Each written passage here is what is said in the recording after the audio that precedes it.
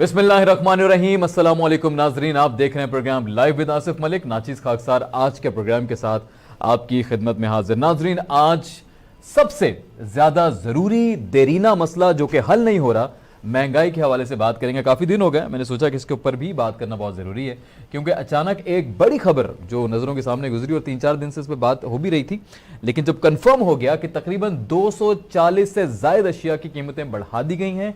Utility stores के ऊपर इस हवाले से नोटिफिकेशन जारी कर दिया गया है, जिसमें बच्चों का दूध है, मशरूबात हैं, दालें हैं।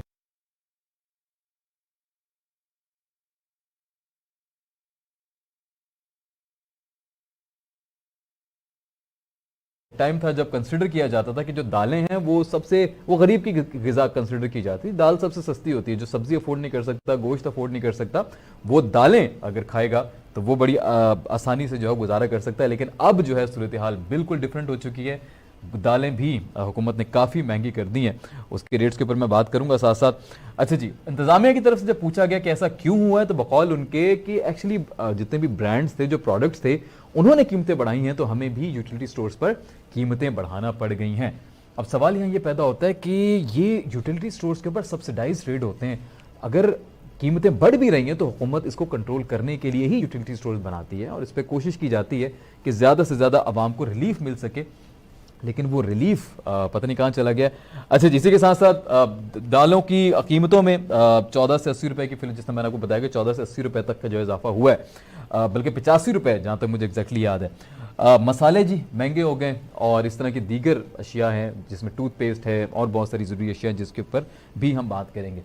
डॉलर मुल्क में कुछ सस्ता हुआ है, उसकी एक जो उड़ान थी वो थमी हुई है। लेकिन उसके साथ साथ अगर हम बात करें सोने की, वो भी थोड़ा सस्ता हुआ है। लेकिन ये वाहिद पेट्रोल की भी कीमतें नहीं।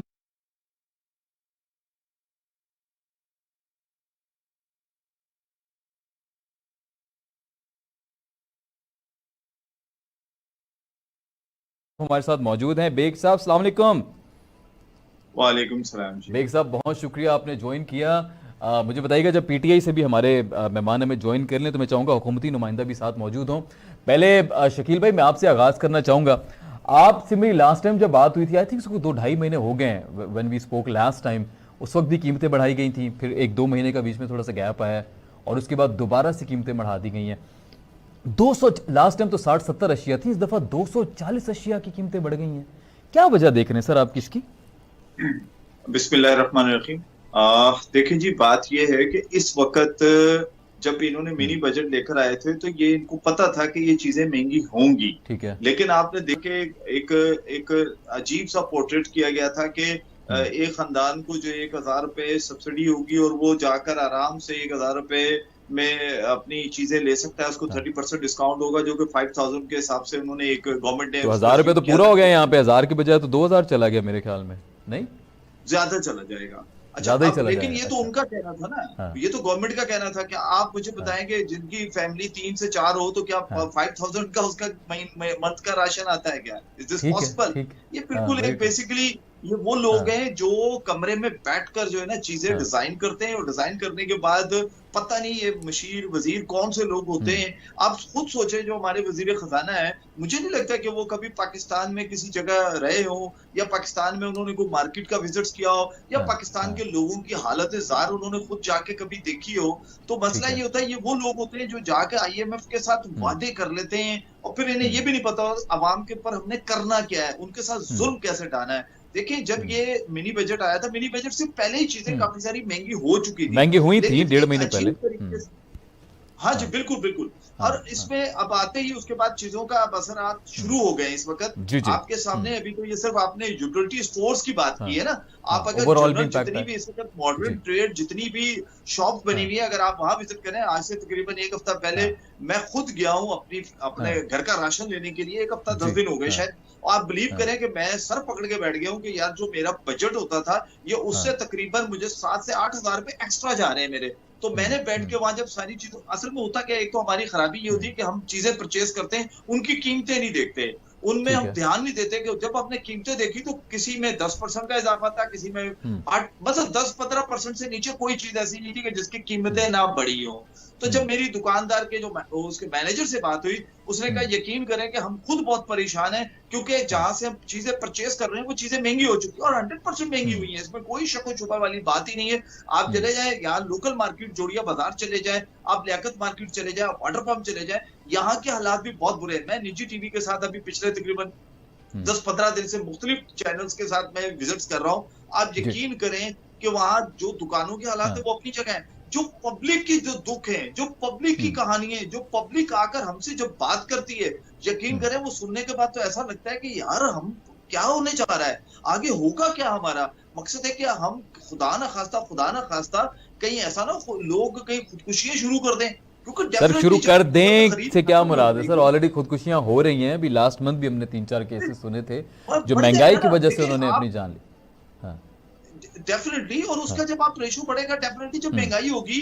आपके सामने कराची में एक वाकया हुआ, जो खातून ने अपने बच्चों को उनको मारा, उसके बाद खुद अपनी मौत दे दी। क्या वजह थी उसकी? सिर्फ महंगाई थी। उसके बाद कितने लोगों ने मकसद इस बिल्कुल। तरह के मेरा मकसद कहने का, चले हम उस चीज को हाईलाइट नहीं करते क्योंकि रीजन ये है कि हम नहीं चाहते कि इस तरह का काम हो, लेकिन हम ये जरूर चाहते हैं हुकूमत वक्त जो होती है ना, माँ होती है आसिफ साहब, उस ठीक हो गया, माँ बिल्कुल ने बिल्कुल सही ख्याल कह रहे करना हैं। होता है अपने बच्चों का। ये कैसी माँ है इस वक्त, के फेडरल गवर्नमेंट हो या सूबाई हुकूमत हो, दोनों को इससे कोई सरोकार नहीं है। ठीक हो गया। मैं आपकी तरफ वापस आता हूँ शकील साहब, वापस आता हूँ। इसका जरा फाइनेंशियल एस्पेक्ट ले लेते हैं। इकोनॉमी की क्या सूरत हाल है। नदीम भाई हमारे साथ मौजूद हैं, हमारे सीनियर पैनलिस्ट हैं। अक्सर इनको मैं साथ रखता हूँ ताकि जायज़ा ले सकूँ मैं फाइनेंशियल एस्पेक्ट से। नदीम भाई वेलकम बैक।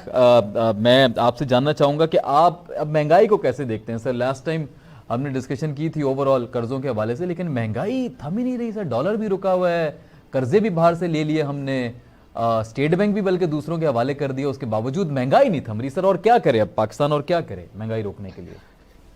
आसिफ, आपको याद होगा जब हफीज शेख साहब जब फाइनेंस मिनिस्टर थे, मैंने उस वक्त भी कहा था जब तक इनके पास कोई इकोनॉमिक मॉडल, इकोनॉमिक प्लान नहीं होगा, यही कहेंगे कि हम क्या करें, दुनिया में महंगाई है। शौकत तरीन साहब आए, उनके पास भी यही था। इन दोनों के पास भी यही है, या कोविड का रोना है या दुनिया भर की महंगाई है। देखें, this is not the solution. और फिर अवाम को हमेशा से ख्वाब दिखा के या लॉलीपॉप दे के कि जनाब के अब देखें इस दफा हम जो हुकूमत खुद अपने पर ले रही है, अवाम पे नहीं कोई बोझ डाली। जनाब हुकूमत का काम है कि आप मैनेज करें, ये नहीं कि आज बोझ नहीं डाला, एक महीने बाद उसका बोझ करके डबल बोझ डाल दें। देखिए, हमारे जो फाइनेंस मिनिस्टर साहब है या जो इकोनॉमिक टीम है, उनका काम जो होता है एक्सक्यूज देना नहीं होता है, प्लानिंग करना होता है। एक्सक्यूज जो है वो एक लेमैन देता है जिसको काम नहीं आता। देखिए, हम कोई भी काम करते हैं, प्रोफेशनल के पास जाते हैं, जब डॉक्टर के पास भी जाते हैं तो डॉक्टर एक्सक्यूज नहीं देता कि जनाब आप बीमार हो तो मैं क्या करूं, बीमार थे इसलिए डॉक्टर के पास गए। हमारी इकोनॉमी खराब, हमारी इकोनॉमी खराब थी तो हमने आपको अवार्ड दिया, हमने आपसे एक्सपेक्ट किया कि आप इकोनॉमी को बेहतर करेंगे।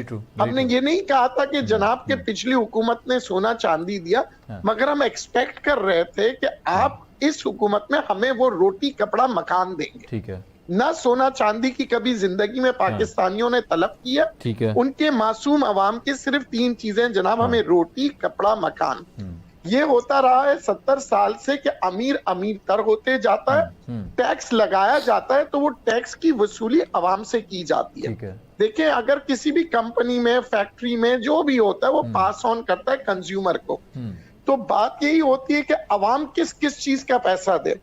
बात यह है कि आपने क्या बजटिंग किया। दुनिया भर के अंदर लोग जो है वो कह रहे हैं जनाब के हेल्थ की एक्सपेंसेस की वजह से जो है ना लोग मर रहे हैं। ठीक है, और उसकी वजह यह है कि हेल्थ इंश्योरेंस महंगा हो रहा है। पाकिस्तान जो है वो हेल्थ इंश्योरेंस की तरफ जा रहा है, तो यानी एक्स्ट्रा बर्डन जो है वो अवाम पे लगे। तो ये आप हेल्थ को भी आपको लग रहा है कि गलत स्टेप है? आप कह रहे हैं हेल्थ कार्ड भी गलत स्टेप है नदीम भाई?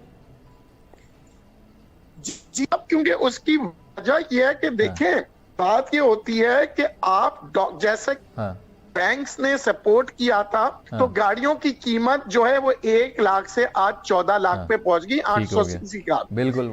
इंश्योरेंस में जब आप कोई भी काम करें, चाहे गाड़ी लें, कुछ भी करें, तो याद रखिएगा कि उस सेक्टर की चीजें महंगी हो जाती है। अब डॉक्टर आपको मिलेंगे 5,000 रुपए में, अच्छा, जो 500 रुपए के डॉक्टर थे। क्यों? क्योंकि इंश्योरेंस कंपनी उसे क्लेम दे रहा है। अच्छा, ये जो हम हर चीज जो फ्री ले रहे हैं, इसकी कॉस्ट होती है। दुनिया में कोई चीज फ्री नहीं है। ये कॉस्ट बनता है बजट से पैसे निकाल के आवाम पे लगा रहे, ठीक है, लगाइए, बहुत अच्छी बात है। मगर वो मुल्क नहीं लगा सकता जो पहले से ही कर्जों में जिगड़ा हुआ है। वेरी ट्रू, ठीक है। अब हम क्या कर रहे हैं? इखराजात कर रहे हैं हीरो बनने के लिए। हर चीज पे कोई कंट्रोल नहीं है। किसी भी चीज पे आप ले लें, बस ये है कि जनाब ये चीज कर लो तो आवाम के लीडर बन जाएंगे। नहीं, अवाम को चाहिए कि जनाब आप बिल्कुल सारी फैसिलिटीज दे। मैं ये नहीं कहता हेल्थ की ना दे, मगर सबसे पहले अपने आप को डेवलपमेंट करें। ठीक हो गया। जब आप मुल्क अमीर होगा तो तमाम फैसिलिटीज दे। उधार ले लेके इकोनॉमी का, आप कह रहे हैं उधार लेकर ये सब करके सेहत कार्ड देने का और ये सब करने का क्या फायदा? शायद पॉलिटिकल स्कोरिंग आपको लग रहा है नदीम भाई। ठीक है, वैलिड है। इरफान भाई, अस्सलाम वालेकुम।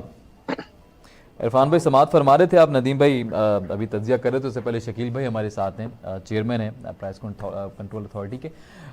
इरफान भाई, महंगाई नहीं कंट्रोल हो रही, डॉलर भी कुछ रुका हुआ है कुछ दिनों से, सोना भी सस्ता हो गया, पेट्रोल भी चले आपने नहीं बढ़ाया, महंगाई सर नहीं कंट्रोल हो पा रही पीटीआई से। बार बार एक ही बात करके, वही सवाल करके हम भी कोशिश करते हैं कि कोई जवाब तलाश करें। तो सर बता ही दें क्या क्या अंदर सर, क्या आखिर मॉडल क्या है, प्लानिंग क्या है, फ्यूचर में किस तरह से चलाना है मुल्क को? सर कुछ समझ नहीं आ रहा बिल्कुल भी। बिस्मिल्लाहिर्रहमानिर्रहीम।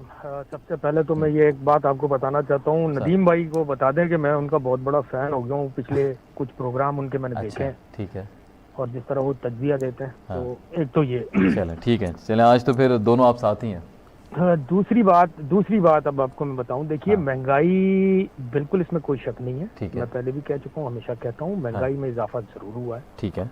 लेकिन मैं आपको ये गोश गुजार करना चाहता हूं। मिसाल ले लेते हैं, 2014 में पेट्रोल, 2014 में डॉलर था 105 रुपए का। ठीक है। और पेट्रोल भी 105 रुपए का ही था। तो क्या आज पेट्रोल 170 रुपए लीटर चल रहा है? ऑलमोस्ट होने ही वाला है सर, होने ही वाला है। 50 तो हो गया, बचा कितना है सर? ऐसे नहीं, मुझे कंप्लीट करने देना। कर लें। देखिए ऐसा नहीं होता। अच्छा, या तो एक काम ऐसा करते हैं, मुझे आप ये बता दीजिए कि क्या नवाज शरीफ या पीपल्स पार्टी की हुकूमत ने जो है वो कोई डैम वगैरह की तामीरात में कोई पैसा खर्च किया? ठीक हो गया। क्या पिछली हुकूमतों ने जो इक़दामात इस हुकूमत ने तरीके इंसाफ की, जो 2026 के प्रोजेक्ट हैं, 2028 के प्रोजेक्ट हैं, 2030 के प्रोजेक्ट हैं, कोई ऐसा मंसूबा स्टार्ट किया जो? सर मोटरवेज तो उन्होंने बहुत बनाई है, मोटरवेज पे लगाया उन्होंने। देखिए ना, उन्होंने हर वो काम किया है जिसमें रोड़ी, सीमेंट और सरिया इस्तेमाल होता था, क्योंकि उसमें किकबैक्स मिलते हैं बहुत सारी जगह में। और बचाने वाले डैम में भी बचा लेंगे इरफान भाई। देखिए मैं आपको बात बताऊं, देखिए हमारे पास एक ऑप्शन, मैं अगर एक सियासतदान बन के अगर खान साहब को मशवरा दूं, तो मेरा मशवरा तो ये होगा बतौर सियासतदान, ये मशवरा होगा कि खान साहब आगे इलेक्शन है 2023 में, वो भाई छोड़े डैम शैम पे पैसे लगाना, छोड़े मुल्क की तरक्की पे, मुल्क के मुस्तकबिल के मुस्तकबिल के बारे में सोचने को छोड़े। वो भाई आटे, चीनी, दाल, चावल पे सब्सिडीज दें। ठीक है, आधा खुद भी रखें, कोई लंदन में फ्लैट श्लैट बना लेते हैं अपन, कोई ऑफशोर कंपनीज खोल लेते हैं, मौज करें जी। मुल्क जो आएगा देखा जाएगा, IMF से मजीद कर्जा ले लें। मुझे एक बात बताइए आसिफ साहब, 9 अरब का कर्जा लिया पीपल्स पार्टी की हुकूमत ने। ठीक है। 6 अरब का अपने अदवार में कर्जा लिया नून लीग की हुकूमत ने। ठीक हो गया। इस वक्त जो तहरीक इंसाफ की हुकूमत है, उसने लिया है टोटल 6 अरब के पैकेज है, जो जिसमें से सिर्फ 2 अरब रुपए इस वक्त तहरीक इंसाफ की हुकूमत ने लिया है। लेकिन बुरा इस वक्त आज कौन है? बुरी इस वक्त तहरीक इंसाफ की हुकूमत है। इसमें कोई शक नहीं है कि गरीब आदमी महंगाई की वजह से परेशान है। ठीक है। लेकिन इसमें भी कोई शक नहीं है कि उसी गरीब आदमी को सब्सिडाइज कर एहसास प्रोग्राम के जरिए तहरीक इंसाफ की हुकूमत ही 12,000 रुपए पहुंचा रही है। उसी गरीब आदमी के लिए लंगर खाने खोले गए तारीख में पहली दफा पाकिस्तान में, उसी गरीब आदमी के लिए पनाहगाहें खोले गई हैं, उसी गरीब आदमी के लिए हाउसिंग स्कीम्स पे काम हो रहा है इस वक्त पूरे पाकिस्तान में, और उसी गरीब आदमी के बच्चों के फ्यूचर को सिक्योर करने के लिए डैम्स पर काम हो रहा है। मैं आ रहा हूँ। ठीक है, चलिए नहीं, मुझे कंप्लीट करने दें। नहीं, मैं आ रहा हूँ आपकी तरफ। टाइम दूंगा, मैं आपको भी टाइम दूंगा। मैं चाह रहा हूँ कि वो भी साथ साथ सबको शामिल रखें। जी शकील भाई सर, कैसे देखते हैं? आपने जवाब सुन लिया हुकूमत का, आप तो नाराज हो रहे थे, वो तो इतनी खिदमत कर रहे हैं आपकी, वो तो बचा रहे हैं आपको, अवाम की सबसे ज्यादा फिक्र उनको है सर। असल में देखिए, जो सियासी लोग होते हैं ना, उनके पास बहुत अच्छे जुमले होते हैं कि छोड़े परे यूं क्या करना है इमरान खान साहब नहीं को, ये वजह नहीं उन्होंने करना। प्रॉपर रीजन बात- बताया, डैम बना रहे हैं, सारा पैसा बात- तो वहां लग रहा है सर। नहीं नहीं, मैं आ रहा हूँ सर। देखिए, डैम भी बनाए, बहुत अच्छी बात है, डैम बनाना चाहिए, क्योंकि इमरान खान साहब को हमने वोट दिए है ना। मौलवी ठीक है। साहब अभी यही फरमा रहे थे ना कि हमने वोट दिए, हमने मुंतखब किया है।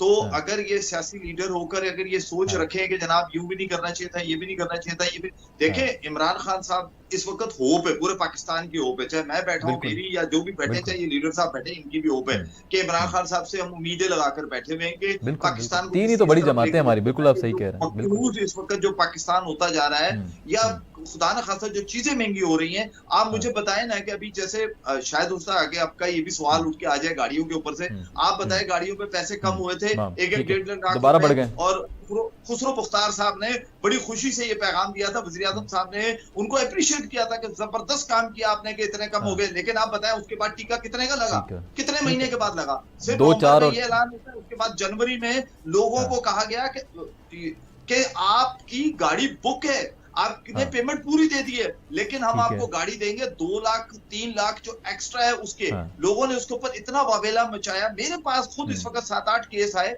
हमने उनको कहा इनको कंज्यूमर कोर्ट्स में लेके जाते हैं। मसला ये है कि जिस तरह इमरान खान साहब माफियाज की बात करते हैं ना, आटा माफिया, चीनी माफिया और दीगर बहुत सारे माफियाज है, उसमें सबसे बड़ी ऑटोमोबाइल की भी एक बहुत बड़ी माफिया बिल्कुल ऐसे ही, बिल्कुल है। मेरे ख्याल है इस पे बल्कि एक दिन स्पेशल प्रोग्राम करेंगे दोबारा से, क्योंकि रेट दोबारा बढ़ गए। पे ही बोझ है सर, वो भी आम लोगों पे बोझ है। जो 600-800 सीसी की गाड़ी जो कि लोकल बन रही है, लोग अब जाहिर सी बात है लोकल गाड़ी परचेज कर रहे हैं ना, कि किसी अब आप मुझे बताएं वो डब्बा गाड़ी बना रहे हैं, डब्बा गाड़ी के पैसे कितने ले रहे हैं, और फिर उसके बाद अपनी मोनोपोली, क्योंकि गवर्नमेंट ने इतनी ड्यूटी लगा दी इंपोर्ट के ऊपर, ठीक है, अच्छा किया, उस पर मेरा इख्तलाफ नहीं है, लेकिन आम जो लोगों को खाने की चीजें, अब सब्सिडी की बात की गई, इरफान साहब ने की, आप मुझे बताएं इस टाइम आपने खुद सवाल जो सबसे पहला उठाया वो ये था कि यूटिलिटी स्टोर से सब्सिडी हटा। मकसद यूटिलिटी स्टोर का क्या है? यूटिलिटी स्टोर क्यों, मतलब आम दुकान उसमें फर्क क्या है? सब्सिडी है ना, that is the only reason. अच्छा एक चीज और ऐड करें सर, मुझे एक खबर और भी हम तक पहुंची जरा से, वो ये खबर है कि ये जो यूटिलिटी स्टोर है खास तौर पे, इसमें जो क्वांटिटी होती है किसी भी आइटम की, पहले तो आप प्राइस देखते हैं 500 रुपए में आपको फॉर एग्जांपल इतने ग्राम एक चीज मिल रही है, क्या ये खबर दुरुस्त है कि क्वांटिटी कम की जा रही है? अगर प्राइस सेम भी है, 500 रुपए का वो प्रोडक्ट है, तो उसकी क्वांटिटी कम करके मतलब 400 ग्राम की चीज उतने में बिकने लग गई है, इसमें कितनी सच्चाई है? यूटिलिटी स्टोर्स नहीं, बल्कि अच्छा, ये जो ब्रांड की चीजें हैं बहुत सारी हैं, जो चीजें उन्होंने किया क्या है कि पैकिंग के अंदर से चीजों की क्वांटिटी कम कर दी है। नहीं है तो आप खुद इसका तजर्बा करें, और इसमें सबसे ज्यादा इफेक्टिव हो रहा है इस वक्त मेडिसिन में, जो क्रीम्स आती थी, अपॉइंटमेंट आती थी, आप उसको उठाएं, उसके अंदर आपको प्रेशर हवा मिलेगी। आप मुझे बताएं एक आम आदमी उसका वजन कहां से करेगा? मुझे बताया उसका वेट कैसे चेक कर सकता है? उसमें लिखा होता है 6 ग्राम, 5 ग्राम, 3 ग्राम। वो भाई उसका वेट कैसे हम चेक करें? कौन सा ऐसा मैकेनिज्म लाएं जिसके, तो ये कौन कंट्रोल करेगा सर इसको? किसकी जिम्मेदारी बनती है ये? इसके अलावा करंट, आप उसी के अंदर देखें, बैंडेज आती थी, बैंडेज को कम कर दिया गया, उसका जो लेंथ है उसको कम करके उसको फुला दिया गया, और कीमत भी उतनी रखी। तो कहने का मकसद है कि चीटिंग के इतने सारे, और यहाँ एक छोटा सा मैं ऐड करना चाहूंगा, जी प्लीज वाइंड अप कीजिएगा आप इस पे। हेल्थ कार्ड पे बात की थी, मैं थोड़ा सा उसमें करना चाहूंगा। देखिए, प्राइवेट हॉस्पिटल में इस टाइम हेल्थ कार्ड पंजाब में इस्तेमाल हो रहा है, केपीके में हो रहा है, बलूचिस्तान में हो रहा है, और दूसरे जहां पीटीआई की हुकूमत है वहां हो रहा है। चले हम तक अभी तक नहीं पहुंचा, शायद उस तक है वो पहुंच जाए, पहुंच जाएगा, प्लान तो है पीटीआई का, उसमें तो कोई वो दो रहा है। लेकिन सर इसमें हकीकत बात है, मौलवी साहब ने बहुत जबरदस्त बात की है, इसमें जो प्राइवेट हॉस्पिटल्स हैं उसके साथ मिलकर वो जो शख्स होगा जिसको इंश्योरेंस का पैसा मिलना है, आप वो 2 नंबरी कर जाएगा। ये हेल्थ कार्ड गवर्नमेंट के हॉस्पिटल्स में इस्तेमाल होता तो ज्यादा बेहतर था। जब प्राइवेट हॉस्पिटल्स में वो इस्तेमाल हो रहा है, जहां वो मरीज को अभी शुरू में वो बिल्कुल उसको फैसिलिटेट कर रहे हैं, अच्छा फैसिलिटेट करेंगे, लेकिन उसके बाद वो डॉक्टर की फीस जो है ना, जो 500 वाली है, हकीकत बात है, वो उसको 5000 ठीक हो गया, बढ़ा देगा। आप उसको कैसे रोक सकते हैं? उसका कोई मैकेनिज्म तो है नहीं, आपको चीजों की कीमतों का मैकेनिज्म नहीं है, तो कैसे होगा? क्योंकि निचली सतह की ब्यूरोक्रेसी कहीं भी किसी भी जगह ठीक हो गया शकील भाई मुझे ब्रेक पे जाना है, मुझे भी दोनों मेहमानों के कमेंट्स लेने। जी नदीम भाई कैसे वाइंड अप करेंगे आप? आपने सुना पीटीआई की तमाम तो फैन भी हैं इरफान भाई आपके, चले ये भी अच्छा हो गया, फैन से मुलाकात हो गई। इरफान साहब का मैं बड़ा शुक्रगुजार हूँ। मैं सिर्फ और सिर्फ पीटीआई के दोस्तों को ये कहूंगा कि अपनी इकोनॉमिक टीम को कहें कि कोई इकोनॉमिक मॉडल बना लें, बस इकोनॉमिक प्लान बनाए, 5 ईयर प्लान बनाए, अवाम के आगे रख दे। वरना यही होगा कि शौकत तरीन साहब ने कहा 3 महीने बाद जो है महंगाई खत्म हो जाएगी। 3 महीने और सब्र कर ले, 1 महीने बाद उनका बयान आया कि अब थोड़ा और सब्र कर ले प्लीज। जो भी है आप देखें, सारे लोग सियासतदान मिच्योर्ड हो चुके हैं। आप कोई मुलाजिम भी रखते हैं तो वो कहता है कि जनाब मैं ये तीर मारूंगा, तो कहते हैं पेपर पे लाके दिखाओ, और वो पेपर को फिर स्क्रूटनी किया जाता है। हमारे यहाँ मेहरबानी करके अगर शौकत तरीन साहब को इकोनॉमिक मॉडल रखते हैं या इकोनॉमिक प्लान बनाया है, अवाम को बताएं कि वो महंगाई कैसे कम करेगी। वरना ऑयल महंगा होगा, चीजें महंगी होगी और ये कहा जाएगा excuse. I don't want an excuse, ठीक हो, आई वांट के एक्सपर्ट आप कह रहे हैं एक्सक्यूज ना दें, एक्सपर्ट्स एक्सक्यूज ना दें। ऐसे वैसे बदलते भी रहते हैं। हफीज शेख साहब का आपने जिक्र किया, अब शौकत तरीन साहब आ गए, पहले क्या नाम है,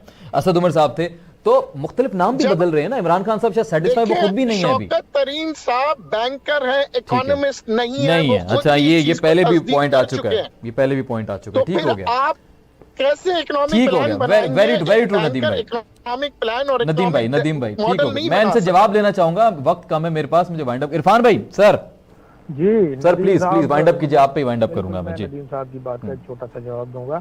शकील भाई, नदीम भाई, दोनों को मैं एक छोटी सी अर्ज करूंगा। प्लीज। देखिए, हम सब माशाल्लाह तारीख से वाकिफ हैं।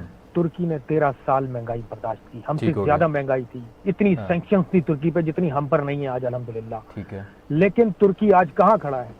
वो अपने अड़ोस पड़ोस के मुल्कों को कर्जे देता है। ठीक है, देखिए, वो कौम होती है, हमारी कौम है, हमें इसको एजुकेट करना है। याद रखिए, मेरा कहने का हरगिज ये मतलब नहीं कि सबसे बेहतरीन हुकूमत तहरीक इंसाफ की चल रही है, लेकिन मैं बिल्कुल ये जरूर कहूंगा अल्हम्दुलिल्लाह कि पिछली तमाम हुकूमतों से बेहतरीन हुकूमत चल रही है।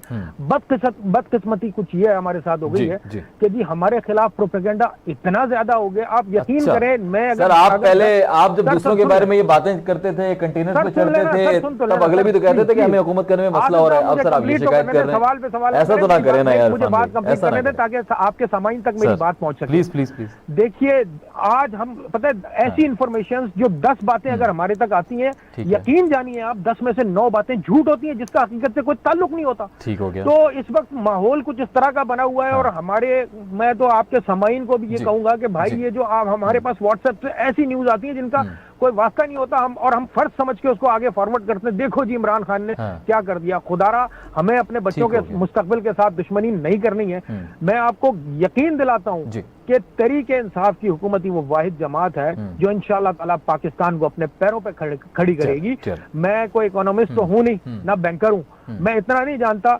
लेकिन देखिए, हर जगह अभी जैसे शकील साहब ने अभी मेडिसिन की बातें की, मेरा ताल्लुक भी जो है वो इसी कारोबार से है, मैं भी इसी कारोबार से मुंसलिक हूं, तो मैं इन चीजों को ज्यादा बेहतर समझता हूं। देखिए, हर शख्स चाहे वो कारोबारी हो या नौकरी पेशा हो, अगर दयानतदार हो जाए तो फिर तो बात अच्छी लगती है। यहाँ अगर कोई प्राइवेट तौर पे, जाती तौर पे अगर कोई अपने कारोबार में कोई 2 नंबरी करता है और आप उससे जाके पूछें कि भाई इमरान खान की हुकूमत कैसी है, तो कहेगा कहाँ है रियासत मदीना। ठीक है, तो पहले तो मेरे ख्याल है हम सबको खुद भी एजुकेट होना चाहिए चीजों को। जब तक हम खुद बहैसियत कौम ठीक नहीं होंगे, हमें चीजें समझ में नहीं आएंगी।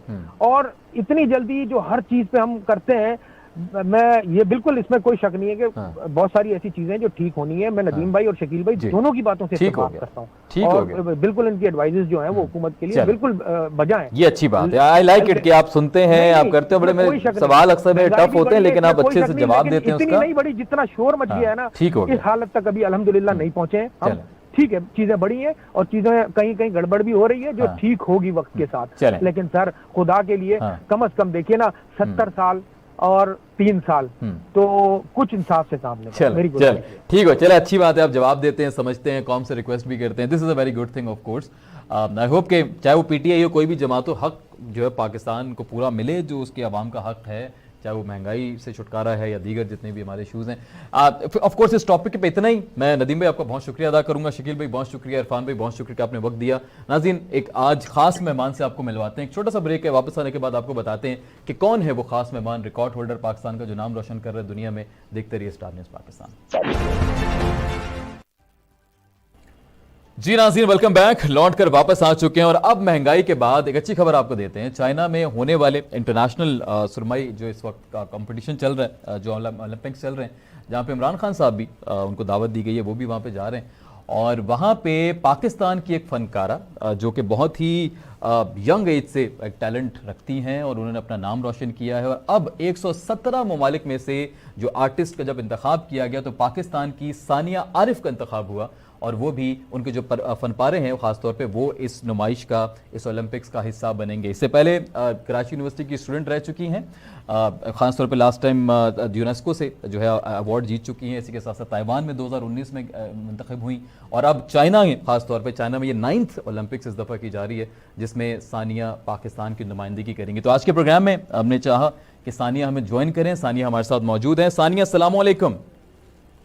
वालेकुम अस्सलाम। सानिया, बहुत शुक्रिया, आपने वक्त दिया। अच्छा लग रहा है व्हेनेवर वी सी वो यूथ, वो टैलेंट पाकिस्तान का जो कि पूरी दुनिया में नाम रोशन करता है पाकिस्तान का। माशाल्लाह, you are doing a great job. और नाज़रीन, ये आप साथ साथ वीडियोस देख रहे होंगे किस तरह से सानिया पेंट करती हैं। और इनसे मैं जानना चाहूँगा कि Sania, let's talk about this exhibition first.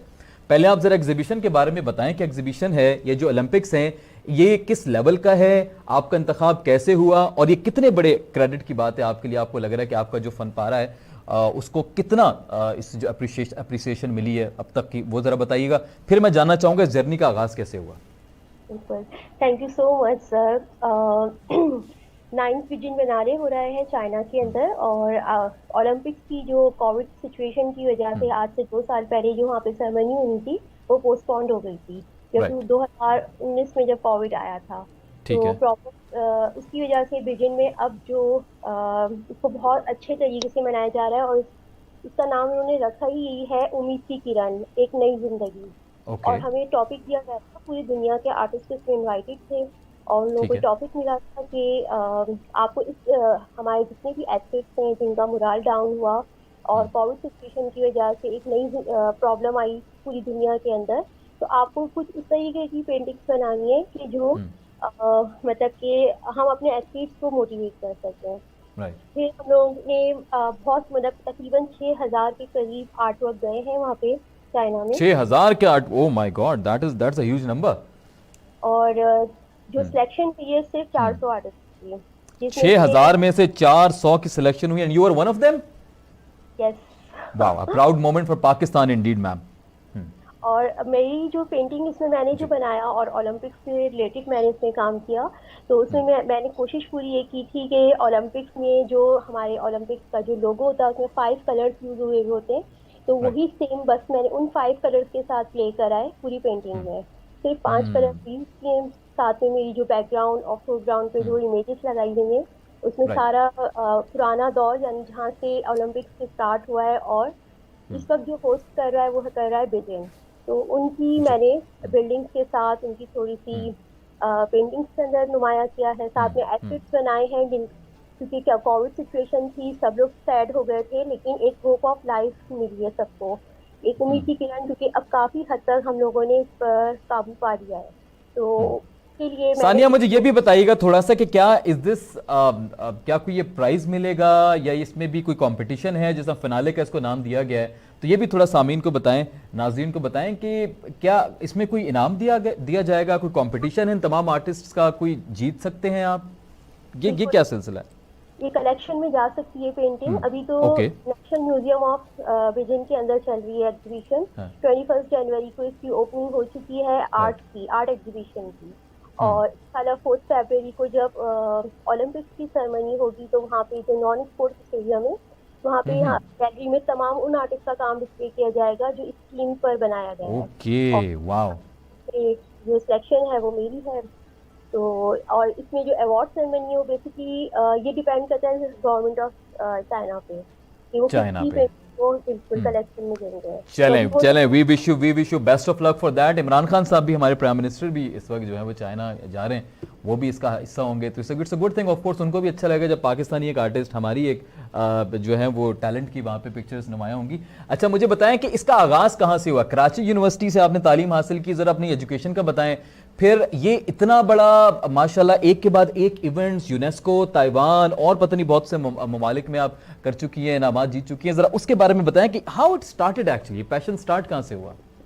During university, यानी जब मैं ग्रेजुएशन कर रही थी उसी दौरान मैं जब फाइनल ईयर में पहुंची थी तो एक वर्कशॉप मैंने अटेंड की थी यूनेस्को की, और उन लोगों ने एक टॉपिक दिया था जेंडर इक्वालिटी। जेंडर इक्वालिटी के ऊपर हम लोगों को अपनी थॉट्स से कुछ पेंटिंग्स बनानी थी, सभी को बनानी थी, पूरे डिपार्टमेंट को।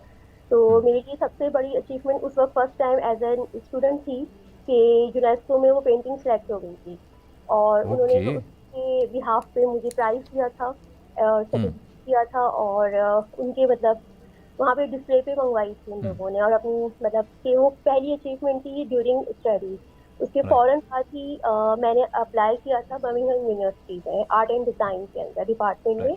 तो जब मैंने वहाँ पे अपना पोर्टफोलियो ये सब साइन किया तो उनको वो काफ़ी अच्छा था, तो उसमें भी मुझे फर्स्ट अचीवमेंट अवार्ड मिला। और ब्रिटिश एम्बेसडर पाकिस्तान में विजिट किया था उन्होंने, और उन्होंने फिर मुझे यहाँ पे प्राइज सेरेमनी में मुझे बुलाया था। तो उस जगह से मेरा आगाज़ हुआ इंटरनेशनल पार्टिसिपेशन का, कि मुझे शौक पैदा होने लगा और ज़्यादा कि आई थिंक मैं और अप्लाई करूँ, और जगहों पे जाऊँ, और इससे मेरा थोड़ा सा मोराल भी ऊपर हो रहा था कि डेफिनेटली मैं काफ़ी मतलब कि कुछ शायद काम में ऐसी चीज़ है जो इंटरनेशनल लेवल पे एक्सेप्ट की जा रही है। सेकेंडली जो तीसरा इनाम मिला था वो भी बहुत अच्छा था, ताइवान में वर्ल्ड ट्रेड सेंटर में आर्ट एग्जीबिशन थी जी, वर्ल्ड ट्रेड सेंटर में, बिल्कुल। और उसके अंदर गैलरी अवार्ड मिला था, जिसमें मुझे पूरी वॉल मिली थी कि मैं उसके अंदर आर्ट वर्क को डिस्प्ले करूँ। और इन तमाम इंडिविजुअली मैं गई, मतलब मेरे साथ कोई और आर्टिस्ट नहीं था, पाकिस्तान से मैं ही रिप्रेजेंट कर रही थी। माशाल्लाह पाकिस्तान को रिप्रेजेंट कर रही हैं। It's a proud moment for every Pakistani of course listening there and watching you. अच्छा बताएं कि जितने भी इस वक्त यंगस्टर्स हैं, आपकी तरह की बहुत सारी गर्ल्स होंगी जो बहुत टैलेंटेड होंगी, मुख्तलिफ सिर्फ आपकी फील्ड से रिलेटेड नहीं, और बहुत सारी फील्ड से रिलेटेड जो टैलेंट इस वक्त मौजूद है, जो आपको देख रहा है, उनको क्या पैगाम देना चाहेंगी सानिया? बिल्कुल, मैं उन लोगों को इस साथ ये शेयर करना चाहूँगी कि हर फील्ड में स्ट्रगल करना पड़ती है। ऐसा नहीं होता कि आसानी से आपको मिल जाए, हमें स्ट्रगल करना पड़ती है, और जितनी हम स्ट्रगल करते हैं और जितने आगे मतलब हम सोचते हैं, हमें अपना एक गोल रखना चाहिए, हमें एक फोकस रखना चाहिए सामने कि हमें इसको अचीव करना है, इस पॉइंट तक हमें अचीव करना है। इसमें हमें अप एंड डाउन बहुत सारे मिलेंगे, लेकिन हमें हारना नहीं है, हमने हारना नहीं। लेकिन सानिया यहाँ पे ये बताएं कि आपकी मोटिवेशन क्या थी जब बहुत ज्यादा आप डिसहार्ट होती होंगी? Of course you are a young student, जब आपने बताया कि you were a young student जब आपने पहली दफा यूनेस्को का अवार्ड भी जीता, तो ऑफ कोर्स वो तो एक अवार्ड था, लेकिन उसके बाद बहुत सारे ऐसे अवार्ड्स भी होंगे जो शायद नहीं मिले आपको। सो वो क्या चीज थी जो आपको मूव ऑन कर रही थी? वो क्या चीज थी जो मोटिवेट कर रही थी? मोटिवेशन कहाँ से आप ढूंढती हैं, जरा इस बारे में बात कीजिएगा। जब रिस्पांस मिलता है मुझे, खास तौर पे जब मुझे इंटरनेशनली अगर मुझे अवार्ड नहीं भी मिल रहा है, लेकिन वहाँ पे इस तरह की पब्लिसिटी होती है, आर्ट्स को रिस्पेक्ट दी जाती है, वो हमारे यहाँ हमारे मुल्क में कमी है उस चीज़ की, जो मुझे फील होता है। तो इस वजह से मेरी डायरेक्शन पाकिस्तान में काम नहीं मेरा डिस्प्ले हो रहा था। बीच में मैं बहुत ज़्यादा अपसेट थी कि पाकिस्तान में मैं जहाँ जिस गैलरी में जाती थी तो प्रॉब्लम यही आता था कि सानिया अभी हम आपको नेक्स्ट कॉल कर लेंगे, वही काम मैं किसी और गैलरी में सिखाती थी इंटरनेशनली, अब मुझे वहाँ पे बहुत एप्रिसिएशन मिलती थी। तो मेरी सिचुएशन है वो बेसिकली यही होती थी कि मुझे यहाँ से डिबेट किया जा रहा है, लेकिन सेकंड मुझे अप्रिशिएट भी किया जा रहा है। तो अच्छा, यहाँ पाकिस्तान में ठीक है, कंप्लीट करें आप, कंप्लीट करें जी। तो इस बिहाफ पे मैंने यही सोचा कि एज एन पाकिस्तानी मैं अपने आर्ट को इंटरनेशनल लेके चलूँ, और अल्हम्दुलिल्लाह अब तक 20 कंट्रीज में रिप्रेजेंट कर लिया है, और इंशाल्लाह आगे भी इसी तरह का आगे चलेगा इंशाल्लाह। अच्छा, पाकिस्तान के हवाले से बात कर लेते हैं। मुझे बताएं कि आप क्या चाहती हैं कि पाकिस्तान में किस तरह से आपको जो है वो एक्नॉलेज किया जाना चाहिए, किस तरह के मौके मिलने चाहिए यंगस्टर्स को? अपनी फील्ड के हवाले से बात कीजिएगा। सो किस तरह की लैकिंग्स थी जो आपको नजर आई हमारे निज़ाम में, हमारे मुल्क में, जिसको आप चाहती हैं कि गवर्नमेंट को उसको ऑफ कोर्स उस पर नजरसानी करनी चाहिए? देखिए, जैसे अभी इस वक्त हम लोग देख रहे हैं कि एथलीट्स जो हैं गेम्स के हवाले से पाकिस्तान की नुमाइंदगी कर रहे हैं। गेम्स भी एक रिस्पेक्टिव फील्ड है, इसी तरह आर्ट है, लेकिन मैंने एक चीज नोट की कि अभी तक किसी को भी नहीं मालूम कि एक एथलीट के अलावा पाकिस्तान को कोई और फील्ड में भी कोई रिप्रेजेंट कर रहा है एज एन ओलंपिक्स के अंदर। ओके। और मीडिया के थ्रू ही अब ये थोड़ा सा आगे आया है मामला, लेकिन अभी तक किसी को भी नॉलेज नहीं थी। इवन हम लोग अपने हर लोगों को भी इंफॉर्म करते हैं कि हमने यहाँ पार्टिसिपेट किया। और सबसे बड़ा मुझे जो प्रॉब्लम आया वो ये आया कि बिजन में जो पाकिस्तान एम्बेसी है, हमने उन्हें लेटर लिखा था और हमने रिक्वेस्ट की थी कि पाकिस्तानी डेलीगेशन जब बिजन पहुंचे तो एटलीस्ट आप लोग उन्हें इन्फॉर्म कीजिएगा कि पाकिस्तानी आर्ट वर्क यहाँ पे डिस्प्ले में भी लगाया गया है। ये हमारी बहुत प्राउड की बात है, क्योंकि हमारे प्राइम मिनिस्टर वहाँ जाएंगे डेफिनेटली। अगर उन्हें ये मालूम हो कि यहाँ पे एक एथलीट के साथ साथ कोई और भी नुमाइंदगी कर रहा है, तो ये चीज पाकिस्तान में आर्ट जो है ना वो अभी तक अवेयरनेस नहीं है लोगों को। अवेयरनेस नहीं है, वेरी वैलिड पॉइंट। और इसीलिए आर्टिस्ट जो है वो अभी बहुत पीछे है, चाहे मैं हूँ चाहे हमारे सीनियर आर्टिस्ट हो, बहुत अच्छा काम कर रहे हैं, बहुत अच्छा नाम कर रहे हैं हमारे स्पेशली सीनियर आर्टिस्ट भी, लेकिन वो उनको पजीराई नहीं मिलती है किसी भी लेवल। किस तरह की सपोर्ट आपके ख्याल में मिलनी चाहिए, क्या सपोर्ट होनी चाहिए, वो थोड़ा सा बताएं डिटेल, किस तरह की सपोर्ट मिलनी चाहिए एक आर्टिस्ट को? अभी मैं आपको एक रिसेंटली बताती हूँ कि अभी मेरी एक ऑयल पेंटिंग मैंने डिस्प्ले की थी और आप वहाँ से मुझे गवर्नमेंट की मतलब कि मुझे गैलरी अवार्ड के अलावा बिजन की जो चाइनीज रिपब्लिक है उसका अवार्ड अलग से मिला था, मतलब उनके गवर्नमेंट लेवल से। हमारे पाकिस्तान में प्रॉब्लम इज दैट कि यहाँ पे हम लोग पार्टिसिपेट करते हैं मुख्तलिफ गैलरीज में करते हैं, लेकिन हम सिर्फ एक छोटी सी एक सोसाइटी आर्टिस्ट की जो आपस में ग्रुप बना हो जाता है ना, लेकिन हमें कोई गवर्नमेंट लेवल पर आके कोई अप्रिशिएट नहीं करता, कोई आके हमें कोई अवार्ड भी देता है। जबकि आई थिंक जिसका अच्छा काम है तो उसको चाहे आप किसी भी तरीके से अप्रिशिएट करें, चाहे वो कैसा भी अवार्ड हो, वो मिलना चाहिए पाकिस्तान में। ठीक है, आप कह रहे हैं कि आपको अप्रिसिएशन मिलनी चाहिए और मौके मिलने चाहिए, सपोर्ट मिलनी चाहिए गवर्नमेंट की तरफ से। चलें, आपका पैगाम कोशिश करेंगे जिस प्लेटफॉर्म तक हम पहुंचा सके, विल डू आवर बेस्ट इंशाल्लाह ताला। मुख्तलिफ मेहमान में ज्वाइन करते हैं तो इसको भी एक मौजू बना के इंशाल्लाह उनके सामने रखेंगे कि आर्ट्स के हवाले से हुकूमत क्या कर रही है। उस पर इमरान खान साहब खुद एक एथलीट हैं, खुद एक क्रिकेट कैप्टन रह चुके हैं, तो मेरे ख्याल में उनका बिल्कुल फोकस होगा इसके ऊपर। लेकिन मुल्की मसाइल इतने सारे हैं कि शायद इस पर फोकस जा नहीं रहा होगा, बट आपको देखकर ऐसा लग रहा है कि this is the very high time, this is the very right time that we need to do it. Sania, we are proud of you. मैं अपनी तरफ से, ऑफ कोर्स स्टार न्यूज़ की तरफ से और पूरे पाकिस्तान की तरफ से आपको विश करता हूं and we wish you best of luck कि इसका जो भी रिजल्ट हो इस इवेंट का बहुत ज़बरदस्त रहे और आगे भी इंशाल्लाह पाकिस्तान का नाम रोशन करें और पूरी दुनिया में आपका नाम माना जाए। बहुत शुक्रिया, आपने वक्त दिया सानिया। नाज़रीन, आज के लिए इतना ही, इंशाल्लाह कल होगी आपसे मुलाकात रात 10 बजे। तब तक के लिए अपना बहुत ख्याल रखिए। आसिफ मलिक को इजाज़त दीजिए। फ़ी अमानिल्लाह। पाकिस्तान जिंदाबाद।